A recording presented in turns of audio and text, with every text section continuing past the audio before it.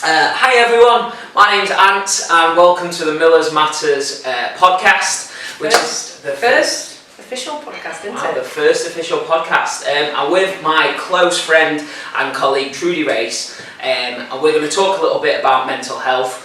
But before that, how are you, Trudi? Are you okay? I'm good, Ant. How are you? We're in a lovely place today. We've had the privilege of having a nice breakfast down at... perks of the job. Yeah. So yeah, I'm good. How are you, mate? Yeah, fine actually. Busy week, but I've had a bit of a sleepless night, just tossing and turning. Oh really? Yeah. Me too. I think sleep's difficult for a lot of people at the minute. I mean, as you know, I do suffer from poor sleep, but yeah, last night for me as well. I think it's probably the excitement of today, to be fair. I didn't sleep too good. I've not been, to be fair, but I think it's just the nature of where we're at the minute. I seem to be like really hot and cold at the moment. Like I'll wake up and I'm like, I've got a temperature, and I'll lay down with that. I'm actually really cold now, so I can go back to sleep. But I suppose I just can't switch off. I've got a really overactive mind. So on a night, when I get to bed on a night, and it's not even anything in particular that I'm thinking about.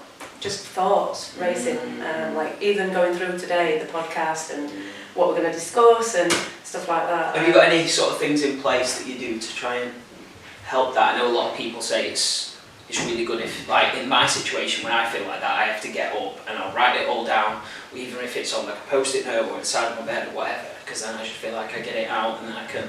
Yeah, that's a tip actually that a lot of people give, but I don't think it works for me because it's not exactly things that I need to do that I'm thinking about. It can be anything. So what I'm trying at the minute, I'm really trying to practice some mindfulness and meditation.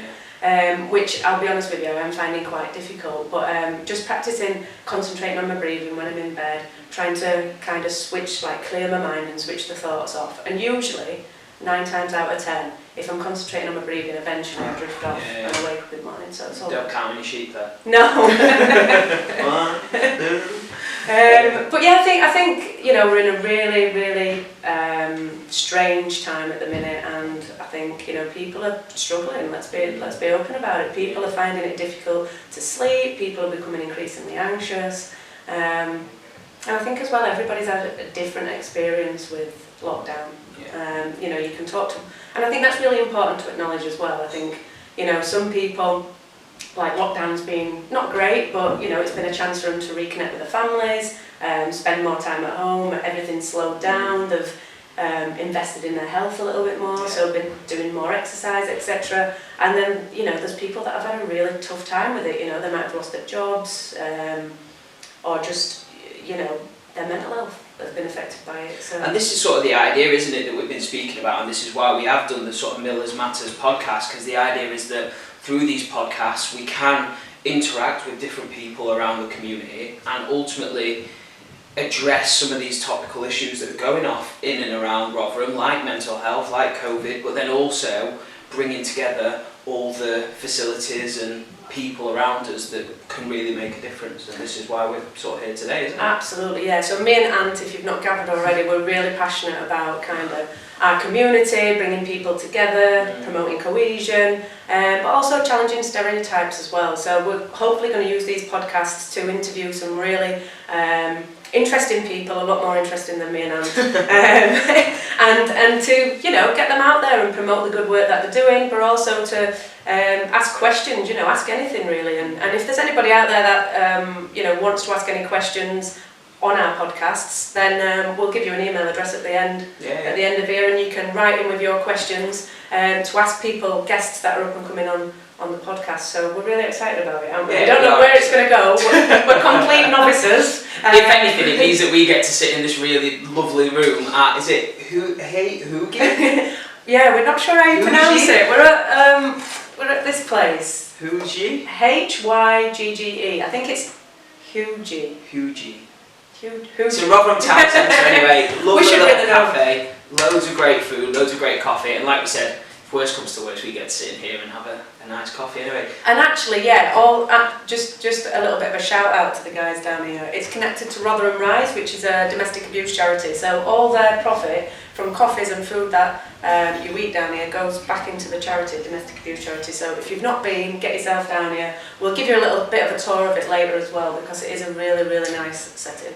Perfect. Before we get into it, it'd just be nice for the people at home that they probably don't know us, just to introduce what you do at Rotherham United. Obviously, Absolutely. I'm in full kit. Yeah, because I feel like this is all I ever wear, to be fair. But just a little bit about what you do at the Trust. And yeah, so for people that don't know me, my name is Trudi Race. I'm Inclusion Manager at Rotherham United. So a lot of my work, I guess, we have two areas, if you like, cohesion and inclusion. Ant leads on our cohesion work.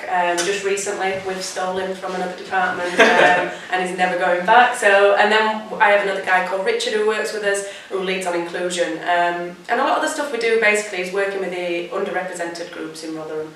And maybe that be through sport or education.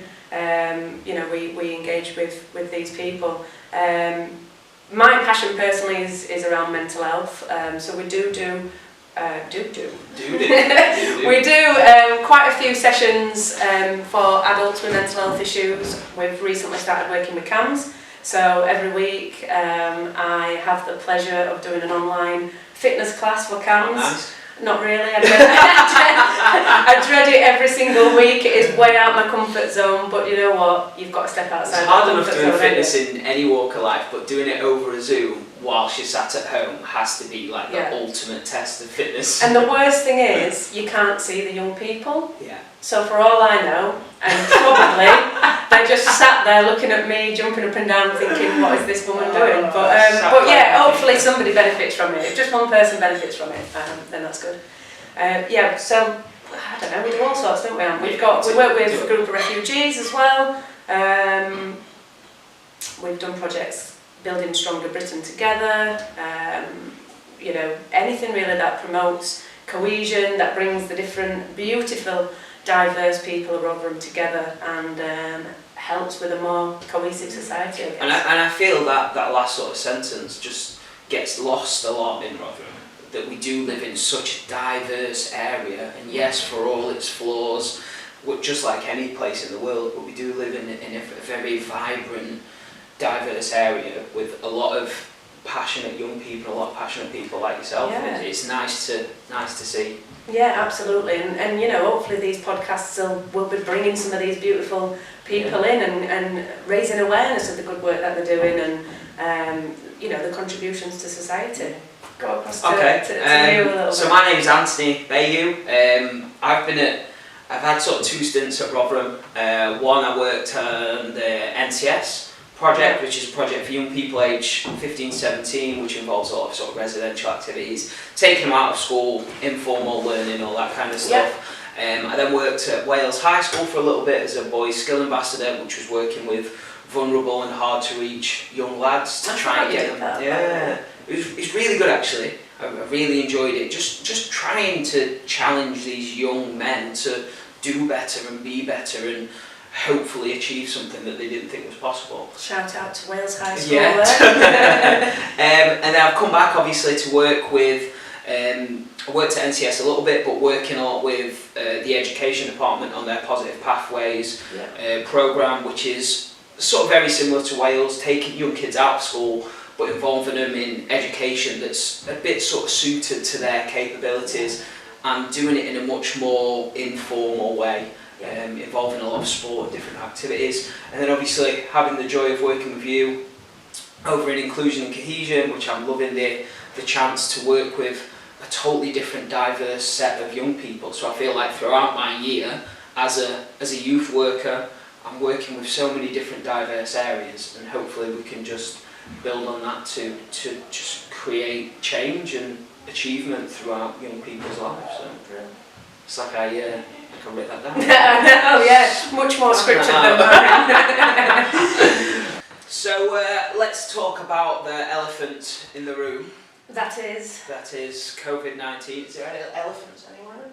Actually, it does look like a place that would have elephants. That would have been even better. There's Is that a unicorn? horse. Oh, it could be a unicorn, yeah. A horse with big ears. But yeah, COVID-19. How has your lockdown been? So I've luckily worked our way through lockdown. So as we were saying earlier, I think people have had completely different experiences. I was lucky enough. Was it lucky?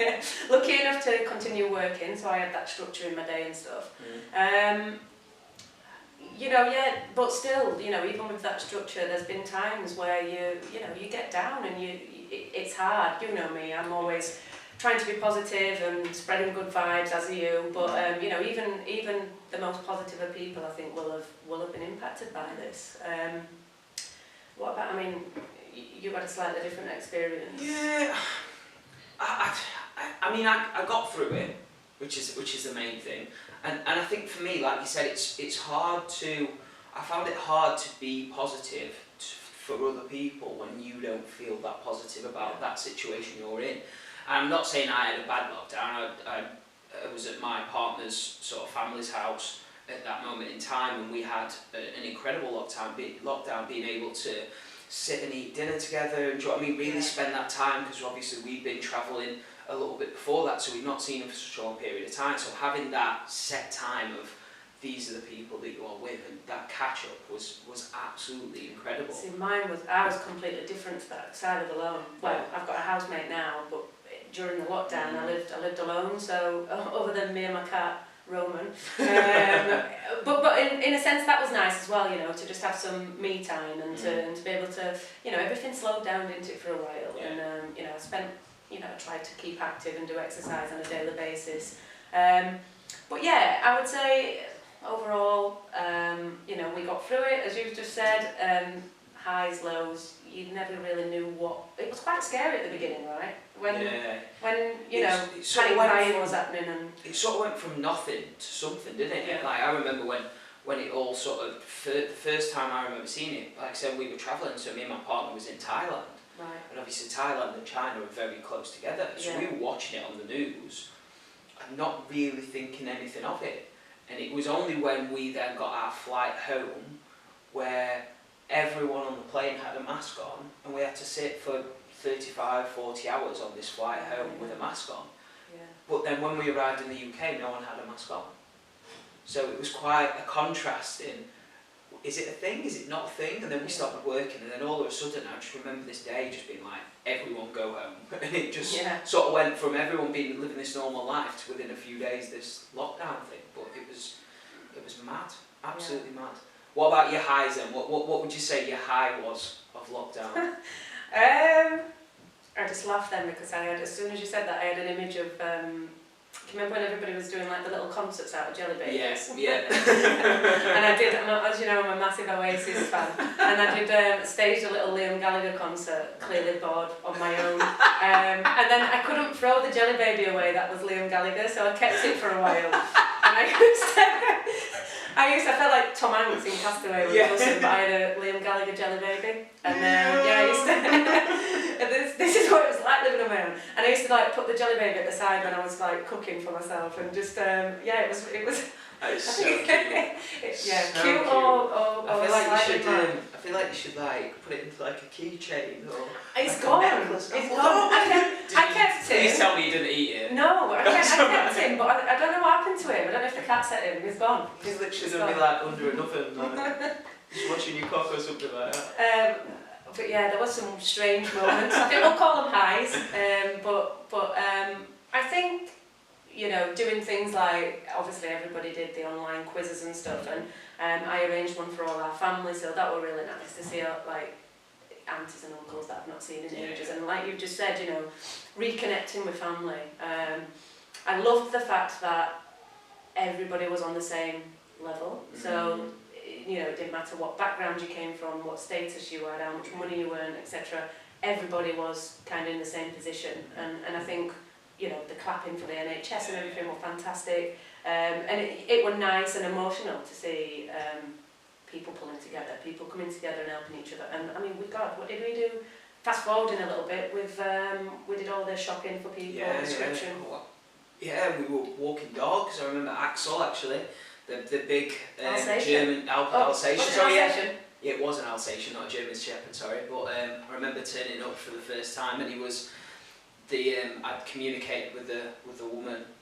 She was like, "Yeah, I'll just leave him outside, and like he's in the garden, so just come and get him." I remember opening the gate, and this massive dog just running towards me, and I'm a very animal friendly person, let's say, but I was terrified. That was it. I was, see ya, bye. but yeah, we were walking dogs, we were delivering prescriptions, food. It was amazing how the community really pulled together. And I'm not just saying this community, but I mean we lived it in this community. But it was just amazing to see. And I think some of the highs for me were I did a 1,000-piece jigsaw that took me days and days and days. And I remember putting the final piece in and my partner swiping it off the table, which was good.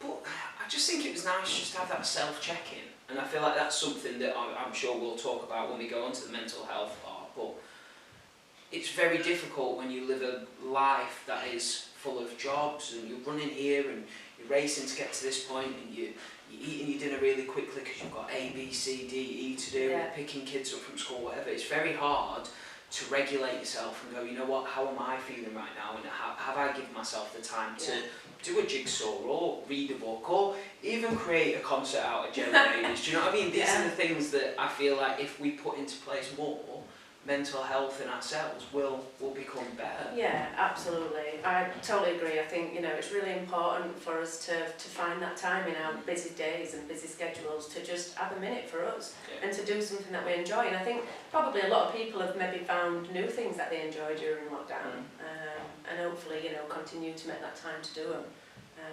I'm an avid baker now. Are you? Yeah, massively. Why have you not brought any buns in? No, next time. Quote me on that. So if anybody wants to be the next guest on the podcast, they'll probably be vegan ones though. Brownies, Victoria sponge. Vegan ones, coffee. Yeah, of course. Always. So let's really speak about mental health. Let's go back and what really sparked your interest in mental health? Oh, that's a tough one. I think I've always been around mental health, if that makes sense. So from a very young age, I spent a lot of time at my nan's, and my uncle who lived with my nan had schizophrenia. Right, okay. So for me, schizophrenia has always been not normal, I don't like using that word, but it's not been a scary thing for me to think about, which in the media and for a lot of people, they think of schizophrenia as something quite, quite scary. Yeah. So I was brought up around my uncle, Stuart, who I absolutely adore. He's actually part of our Fisherman's Friends fishing. Oh, really? Yeah, he does that. And, you know, so that was just a part of everyday life for me. You know, weekends at my nan's regularly consisted of my uncle Stuart turning up at the door, and he'd done a runner from Doncaster Psychiatric Ward, nicked a push bike from outside and come, and you know he was there, and then the police maybe would come looking for him. He had a really tough time thinking about it, reflecting back. And then I guess, you know, there's fat people within my family other than Stuart who find it difficult sometimes. So I've always been around mental health. I then started working in Doncaster Prison Service for about 4 years. I think I was there. I was only really young now. I know I look really young now, but I was early 20s, I think, and started working there. And I used to get a lot of the prison officers used to say to me, "You're too soft, you're too nice to the prisoners," because I had this real interest in why have they ended up here. What's going on for this person for them to be in the system. Especially when I was working on some of the young offenders wings, you know, like young boys that, you know, why, what's happening? So I used to give a lot of my time, if you like, to sitting with people and getting to know them and, you know, trying to understand things. And so fast forwarding a little bit, you know, it got to the point where I thought, I need to do more. This is not really a position for me at the prison. So I left the prison service and went to work in a secure forensic mental health hospital, which I ended up working there for 6 years, and obviously got to understand people's backgrounds and history, and you know I like to say, but for me, you know, nobody really acts a certain way for no reason at all, you know, and that's what I try to remember in everyday life as well. So if somebody's, you know, shouting at you and having a go at you, or somebody's being rude to you, you know, trying to not take that personal is something that I try to do as often as I can. It is difficult because you do just want to be like, have a go back. Yeah. But I try to think, you know, something must have gone on for that person for them to be acting this way, and that I think came from the understanding and learning about each patient, as you call them in that hospital, as to why they committed some of the crimes they did, and understanding mental health a lot more. And then, fast forward again, I felt kind of stuck in that place as well, because it was a secure unit. Yeah. I was like, you know, I want to do more, and I want to probably do stuff in the community to prevent people getting into systems. Yeah. It was like a total, you know, reverse, if you like. So a job came up at Rotherham United for a 3-year funded project from Sport England to basically get adults in Rotherham more active, adults with mental health issues, more active, into volunteering, etc. And yeah, that's where my journey with Rotherham started, I guess. It's amazing. So what year was that then? How long ago? Oh, I think it was Without giving away any ages. I think it was 2016. So you just spoke about moving to Rotherham United in 2014, 15, 16. So what kind of stuff are you doing at the moment, and how has that fast forwarded to now? So the project that I originally started at Rotherham for, that was 3-year funded. We did get an extension, but it's come to an end now. But some of the sessions still run, so some of the guys that were coming 4 or 5 years ago are still coming to some of the stuff now. Yeah, so we do a walking football session, a walking group. There's the fishing that I mentioned. What else do we do? We do like an inclusion football session as well, for people that are having a bit of a tough time, whether that be drugs and alcohol, homelessness, finances, unemployment, etc. So yeah, there's a little bit of a legacy from that project. If anyone wanted to sign up or get involved with any of these projects, where would they just ring us up at the Community Sports Trust, ask what kind of mental health provision we do, and yeah, I'm sure somebody will give them a list of the things that we do. Okay. We also do as well, so I was lucky enough to then get some funding to be able to do the youth mental health first aid training. So yeah, so part of my role now, I deliver to schools, colleges, organisations, nationally actually, not just in Rotherham, the youth mental health first aid course, which is something I feel really passionate about, because it's getting in there early, you know, giving people the confidence to approach a young person, and if they think that there's something off key, and having them conversations, and then knowing where to signpost them to. So yeah, I'm enjoying that at the minute. That's so good. It's nice to see the what's the word I'm after? It's nice to see the fluidity of it and how it's gone from where it started to where it is now. And I mean, one thing I'd like to know, if you could take one thing away from the vast experience and different job roles you've found yourself in, what would that one thing be? So much to take away, but I guess what I've learned more recently is that mental health can happen to anybody. Nobody is exempt from it, and it can come completely out of the blue. You know, I've, for however many years, 10 years plus, worked in mental health environments, you know, delivered courses, etc. And if I'm honest with you, I always used to feel like a little bit of a fraud, especially when I was delivering the youth mental health first aid courses. I used to stand up and be, you know, talking about anxiety and depression, but I've not really had any lived experience of it. And I think it's really, you know, it's really important to speak to people and to draw knowledge from those that have gone through it. So it were always something that I was like, oh, not wishing that I had experienced something, but it were always a little bit of an area where I thought, you know, it's good to, I used to draw off the crowd, you know, the people on the courses, if anybody had got lived experience, like, share your experience, because we can all learn from it. And then, yeah, so and then January this year, it's almost like, be careful what you wish for. In January this year, I actually experienced, I personally call it like a little mental health episode, or a little kind of breakdown in January, which came it came out the blue, but it didn't. Reflecting back now, I'm in a better place. I can kind of see the things that built up to it. But at the time, it very much felt like it came out the blue. So yeah, in answer to your question, just that, you know, it can happen to anybody, and nobody's exempt from it.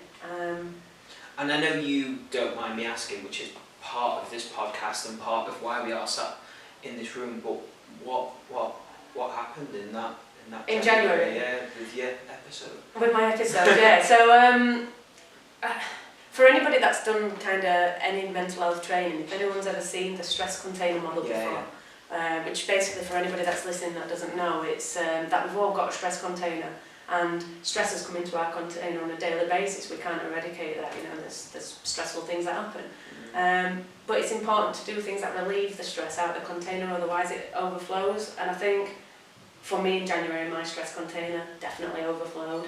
And it's like an emotional snapping, if you like. So yeah, as I was saying, there was a number of things that built up to that happening. A number of stresses, if you like, that went into that container. So for example, I was in a relationship with somebody the back end of last year. That wasn't good for my mental health, looking back now, you know. At the time I was in it, and I was, you know, happy to be in it, but I think it wasn't good for me. And I think that was the starting point of me not sleeping, as I mentioned earlier in the podcast. And then a bus knocked off the wing mirror on my van, which is a little trivial thing, you know, but all these stresses mount up. 2 days later, I knocked the other wing mirror off. Just to make it look even, you know. And you drive a van, so you can't see out of anywhere. No, there's no window at the back, but I didn't drive it, honestly. I'm a law-abiding citizen. Yeah, so 2 wing mirrors got knocked off. Then it was the time where the floods were happening, and I had a massive leak in the kitchen, which is still not sorted now, almost a year later. So at home I had the leak, a couple of, like I say, wing mirrors knocked off, and then January at the Trust is quite a busy time as well for report writing and stuff, so I had quite a few deadlines and reports that needed to be done, so it was a little bit stressful at work as well. And yeah, then it just happened. I started not sleeping. I guess that was the start of it. And when I say not sleeping, I literally mean not sleeping a wink. Like some people can say, "Oh, I didn't sleep last night," but they might have had 2-3 hours, which I was literally laid awake, not switching off for the whole night. And in the worst period, which was like kind of the middle of January, I think I went like 5 days without sleeping at all. Yeah. Excuse me. So I started to get headaches. Obviously, I was feeling exhausted. Still going into work, still trying to operate. Yeah, and it was a little bit of a slippery slope, I guess, from there. So I convinced myself, and I can smile about it now. But at the time, it was very real and very scary. But I convinced myself that these headaches were the root of an underlying serious health condition.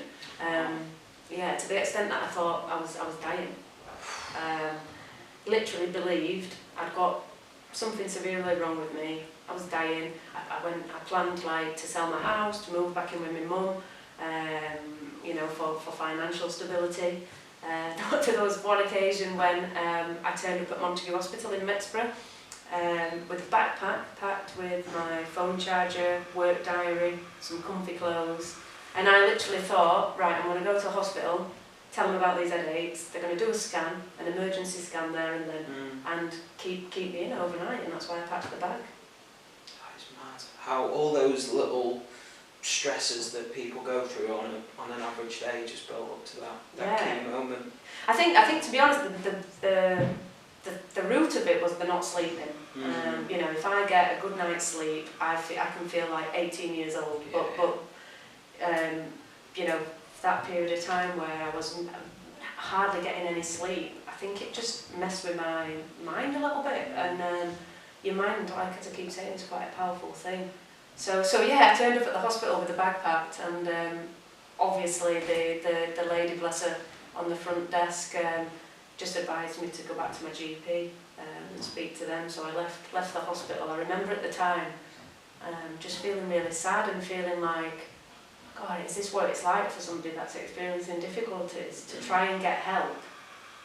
And it almost felt like nobody were listening to how serious I thought it was at the time. Like they were just passing it off as, we've just got an headache, which probably did, looking back. You know, I just had an headache, so I've not been sleeping for 5 days.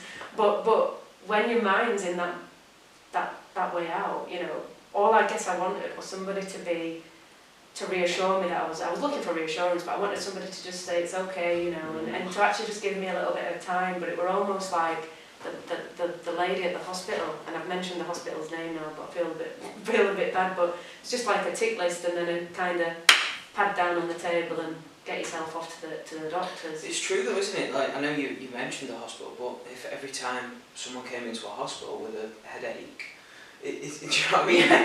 They'd have no hospitals because they'd just be full kind of thing. So yeah, I understand why they did what they did, but you know, that was me. So you said you were still going into work at that point. Yeah. I mean, when I say I was still going into work, my body was physically there. I can't remember doing anything, but I did smash out a report though during that time, and it came back all right, I think. So, but yeah, I used to go into work and you know, I'd lost all my confidence. I didn't want to look anybody in the eye because I thought that they knew that there was something wrong with me. So I used to go into work, but I used to try to get out. At every given opportunity. So if I could work from a cafe in town or something like that, then I'd go and do that and just sit on my own. I even got a parking fine at Park Gate for being in Costa for too long. How long was you in Costa? All day.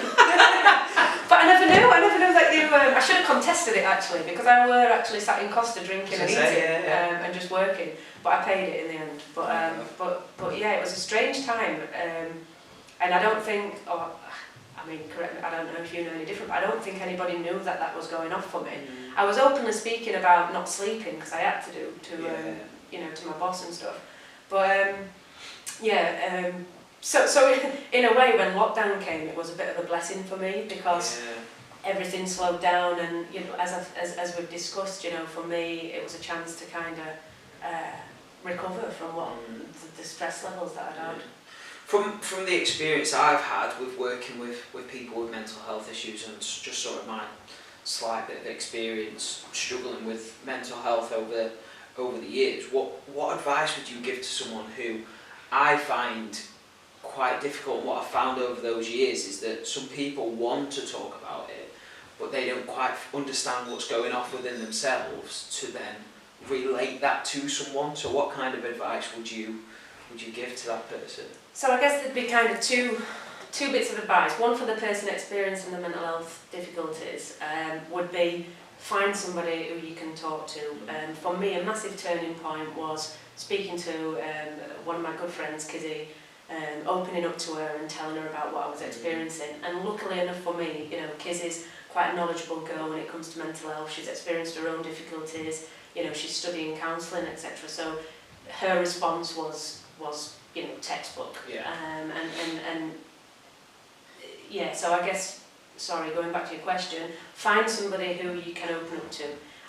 Even knowing everything I know, so even delivering the courses I deliver and telling people how important it is to talk to somebody, at that time when I was in that mindset, I didn't want to talk to anybody, almost because I were ashamed, which is really bad actually, if I'm honest, because we're doing this podcast today to try and say to people, you know, it's okay to feel rubbish, talk to people. I didn't do it at that time, but I did eventually, and I think it does take time. I think it takes a little bit of time for you to build up the confidence to find the right person to talk to then open up. So yeah, one bit of advice would be to find somebody and to talk. It was a massive game changer for me. The second bit would be, if anybody's on the receiving end of that, my advice would be, don't feel like you have to wave a magic wand and make that person better. You know, for a lot of people, all they want is somebody to listen to. And like I said, I was lucky with my friend.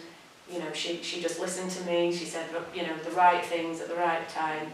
But just listen, and listen, you know, attentively, like give that person, you know, your all really, and if you can just let them offload and then say, you know what, mate, why don't we like book an appointment with your GP, or why don't we ring this service or that service and try and get you some help. And you know, in a lot of cases people might not need professional help. I've not had that much professional help. I've done things that I know will make me feel better. So, you know, exercise, I love exercise. Music for me is a big one, you know. Music's weird because it can make you cry, it can make you laugh, it can make you feel all different kinds of things. But, you know, even if you're crying, you're letting out that emotion and you're going through that process. So music and exercise was a big one for me. Spending time with family and friends and connecting, and like I said, lockdown gave me the chance to do that. So.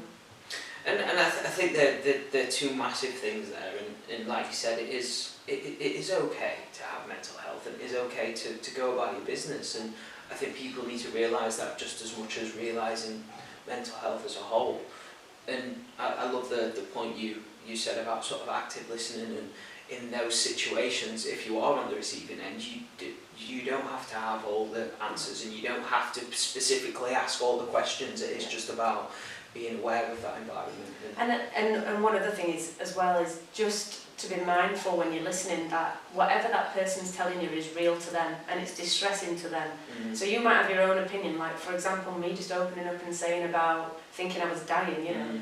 Somebody listening to this might think, well, that's just ridiculous, you know, but it was real to me. At that time, I genuinely, hand on my heart, thought something was seriously wrong with me. And still to this day, I'll be honest, I still have them thoughts do come sometimes about that there's still something there. And I guess, you know, that's worth mentioning, that recovery is a process as well. And, you know, I'm definitely in a much better place than what I were in January, but, you know, there's still times when I'm not sleeping great. There's still times, as I've just said, when I think there could be something still underlying wrong with me. And, you know, I'm working through that. But like you said, it's okay to feel like that. It's okay to work yourself through that. And as long as you act quick and you get that support, or you talk to somebody, then, you know, that the sooner the better. Yeah. Thank you for sharing that, Trudi. No problem. It was really special, and I know obviously we've not spoken quite much, but we have been friends for a long time, and it's upsetting to know that you went through that, but I'm glad that you, just like you've done with your previous experiences growing up, you fueled that and pushed into your career to become a better person. And I'm sure there's people at home watching this now, knowing that because you've spoke about it so openly and so passionately, that they might seek that little bit of help, or they might even give you a call and have a little chat with you. Do you know what I mean? And that's what this is about. So there'll definitely be people, family and friends, that have probably heard this for the first time. Because like I said, there's probably a handful of people I've told. So yeah, probably my phone will start beeping later on, and people are like, what happened to you in January? We had no idea. But yeah, I wanted to be open about it today, and it's our first podcast, and obviously World Mental Health Day. And I think, you know, doing what I do, it wouldn't feel right if I didn't share my story. So thank you for having me.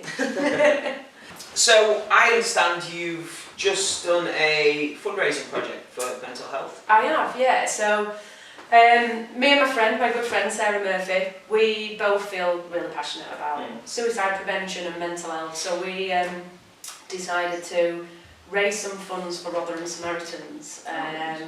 So we've been doing it for a whole month. We started it on the 10th of September, which was World Suicide Prevention Day, and we finish it today on World Mental Health Day. So we gave up. We decided we would give up alcohol for a whole month, which for anybody that knows me knows that has been so hard. In fact, if anybody's seen me shaking during this, that's why. But as of today, so after you know today's podcast, I can have a drink. But yeah, so we gave up drinking. Sarah, my friend, she's got Irish roots as well, so she loves a good Guinness. So it has been quite a challenge for us, and I think as well, on a serious note, during lockdown, we both, me and Sarah, I don't know about you, but we both drank more during lockdown. It was quite easy to, wasn't it? And I think it was. you sort of got to the end of the day, didn't you? You'd like I was myself, same as you, like working throughout the day, and it got to that 5 o'clock, you might have gone on a walk or a run or done some exercise, and then had some dinner, and it got to 7 o'clock, and it was a bit of a, what do I do now? we'll have one and we'll watch a TV, and it was quite easy to do so, wasn't it? Yeah, and I think, I think not just for us that are talking about it, I think it is actually a problem. Yeah. So yeah, not that it became a problem with us too, but it definitely did make us think, hang on a minute, we need to rein this in a little bit before it gets out of control. So so we've given up alcohol for a month, and then we decided as well to do 100 kilometres over the month. So I've ran 100 kilometres, can I say it? And Sarah's walked it because she's got a bad back, or so she says she has anyway. And then we did, so I've been doing some kind of awareness raising on my social media platforms, just around mental health, suicide prevention, and we did a charity football match as well last Sunday. That down at Parkgate? Yeah, Parkgate Astro. We didn't do a tournament because of the current climate, but we just did an 8v8 football match. How was it? Yeah, it went really well actually. Maltby Main committee entered a full team of their committee members. Oh, amazing. And then the other team was made up of me and a couple of friends. You got your boots on? I got my boots on, I'm only just recovering. I'm not even joking, right? It was a week ago, and for the first 3 days I felt like I'd been in the car crash, like ribs and everything, so definitely time to hang up the boots, I think. That's amazing. So how much did you manage to raise? So our target was £1,000, and we managed to raise £1,200. Wow, that's incredible, well done. And so we're going to donate that to Rotherham Samaritans. Oh, nice. So talking about Rotherham Samaritans, what, through your years and years of experience, what kind of organisations does Rotherham provide that people at home or ourselves can get involved with and support? Well, I think, being sat here where we are in this venue today, this is actually connected to Rotherham Rise, which is a domestic abuse charity. So there's Rotherham Rise. We chose Rotherham Samaritans purely because I just think that they do a great job in terms of, as a listening service that's out there. Samaritans still, is it 365 days a year they do it? Yeah, 24 hours a day, 7 days a week. So you can ring Samaritans at, 3 AM if you're feeling rubbish at that time, and somebody will be there to speak to you. Am I right in saying you could even text Samaritans, so even if you don't want to pick up the phone and verbally say it, you could just send them a text? You can text as well, which is incredible. And local charities, if you like, they struggle for finances. You have national charities, and the money doesn't always get filtered down to them. So I know that it'll go to good use. And despite the fact that Sarah lives in Doncaster and I live in Barnsley, we chose Rotherham because I just think Rotherham does a lot, for their community. There's other charities out there, and I'm sure we'll do some fundraising for them as well at some point. Rotherham and Barnsley Mind, they're another mental health charity that support adults and young people that are having difficulties. Andy's Man Club. Yeah, I've heard of Andy's Man Club. Yeah, so they're quite new. I want to say new, and I'm only saying new because I think not a lot of people, or not everybody has heard of them, but Andy's Man Club's great. I think that they were before COVID based at Brinsworth Community Centre, and basically that's for any man. It's a men's only group that might be having a difficult time, but it doesn't have to be like anybody that's struggling with a mental health. It could be anything really, and it's just a place for men to get together to chat. Because we know obviously that men don't really open up as much as us women. I've got dry mouth from talking today. But Andy's Man Club's out there, Rotherham and Barnsley Mind, Rotherham Samaritans. There's a new I wanted to do this with you, Andy, if you can get your phone. There's a new website as well called Rotherhive. Rotherhive? Yeah, so if you type in Rotherhive on your phone. Is that on Google? Yeah. Rotherhive. And then, just to show people back at home, don't know if you can see this, but there it is. And it comes up basically with all these different colour-coded categories at the bottom.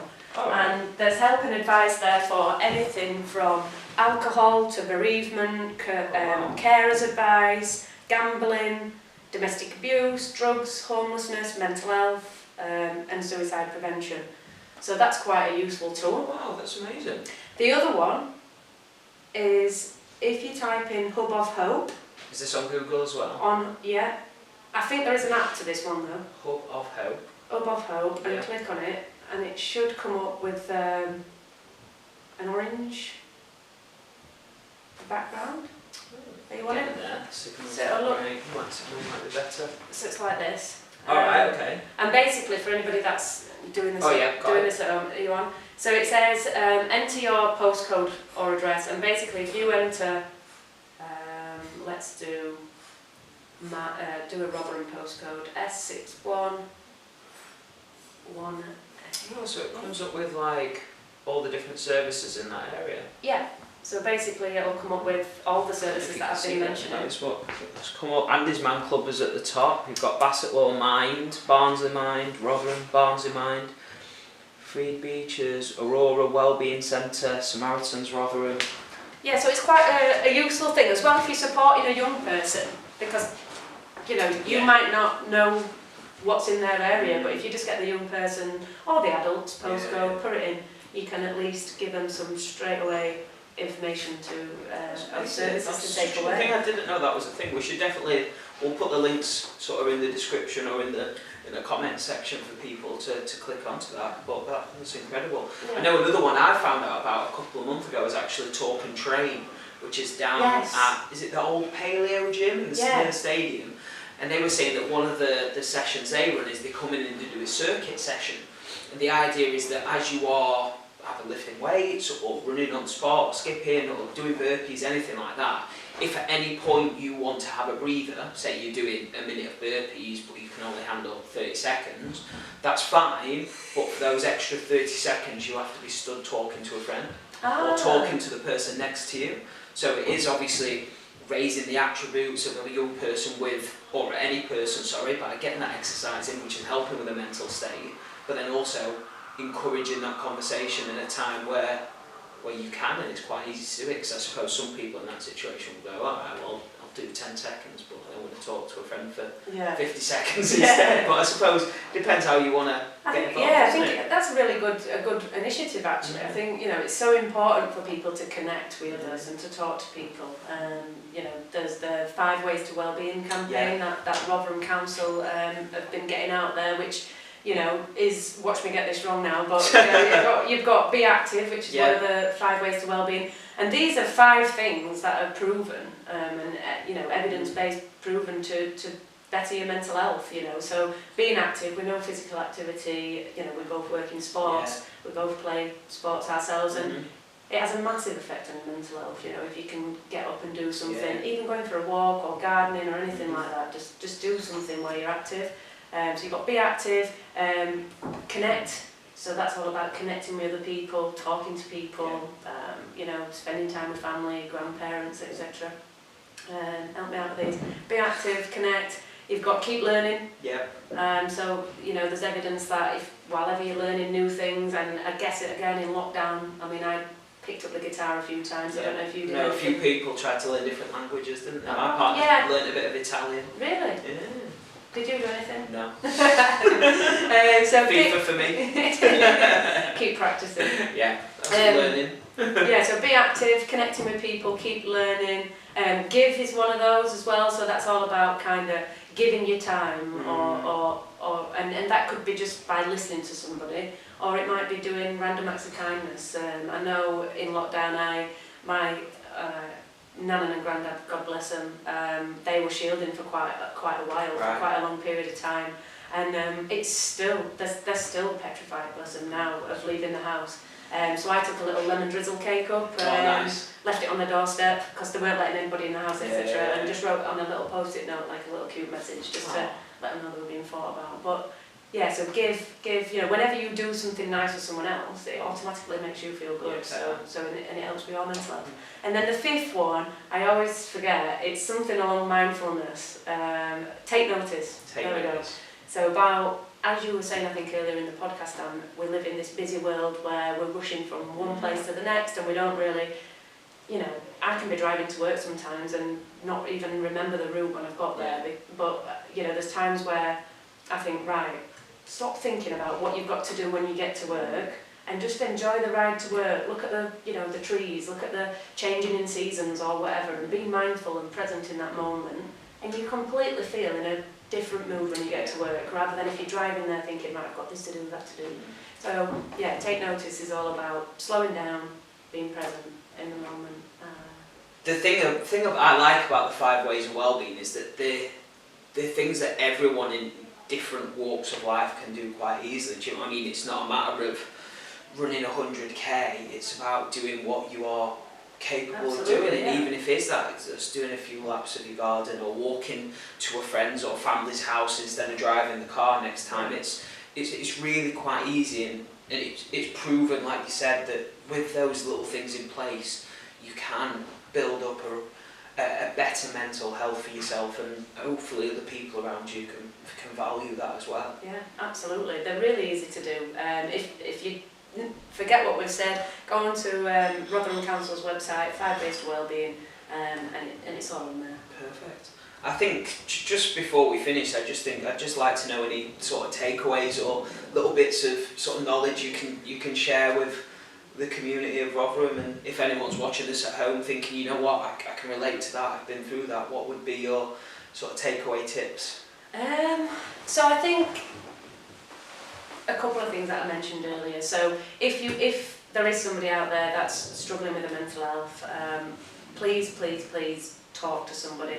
Find somebody who you trust, find someone who you feel comfortable with, and open up. When the time's right, as I said before, you know, it might take a while before you get to that stage, but try and do it sooner rather than later. And it was a game changer for me. So please talk. Don't be afraid. This is what this podcast's all about, right? Exactly. It's about, you know, breaking down stigma associated with mental health, encouraging people to talk more openly about it. And I guess that's why I've shared my story today. Just, you know, it happens, and it can happen to anybody. And you might not think, people that know me might have never have thought that I've been through that in January. But the truth is, people work hard to cover it up, you know. People work hard, for example, me leaving work and going and hiding in Costa or whatever. You know, when you're having a tough time, we do, for some reason, we do hide it. So yeah, please talk. The other takeaway tip would be, if you're on the other end of that, so if you're the person that somebody's approached and is opening up to you, you know, you don't have to wave a magic wand. If all you can do is listen to that person, be there, be genuine, be authentic, be compassionate, and just listen. You don't have to say anything. Just be there for that person. You don't underestimate the power of that. You know, that can be just enough. You know, you don't have to worry about what to say, just be there, and if the time comes where you can support that friend to access a service or to take a step in the right direction, then do that. But you might just have to be patient. I think the takeaway for me the takeaway for me is it is okay. Do you know what I mean? It is okay to have mental health, and it is okay to go by your day-to-day business with it, and it is okay to be that person that you go to someone that may be struggling with mental health. And I think that's it's been brilliant to have you on and to have that conversation with you, and for you to speak so passionately and talk about the incredible things you're doing for Rotherham. So thank you for that on our first podcast. No, thank you for having me. It's been, you know, I feel good for speaking openly about it, and hopefully if it's made a difference to one person, then that's enough. That's amazing. So yeah, we are going to do this every month, right? Yeah, definitely. If you want us to, if they'll have us back. If you've enjoyed it, we're looking for different people each month to come on the podcast. Anyone that lives or works in Rotherham and wants to, you know, get their voice heard, and you know, we're looking for interesting people that are a lot more interesting than myself. And there's an email address, I think. I think our email address is community@rotherhamunited.net. Is that correct? Yeah. So you can get us on that email and let us know if you're interested in coming on. And we hope you enjoyed it. We've had a few hiccups, due technical issues, but it is our first one. We had one moment where we were sat talking for an hour and the camera decided not to record, so that was interesting. One way to rewind. But yeah, everything we spoke about today, guys, you can contact us on. I will post our details either in a comment in the description, but ultimately you can search Rotherham United Community Sports Trust on Google, and everything is on our website. Our sessions, anything like that. So feel free to get in contact with us. We hope you've enjoyed it, shall I say? And I feel like we've had a great time either way. Lovely time. And if you've not been to this place, you must visit. Definitely. It's gorgeous, and yeah. Until next time, guys. Thank you for Thanks for tuning in, listening. and we'll see you soon.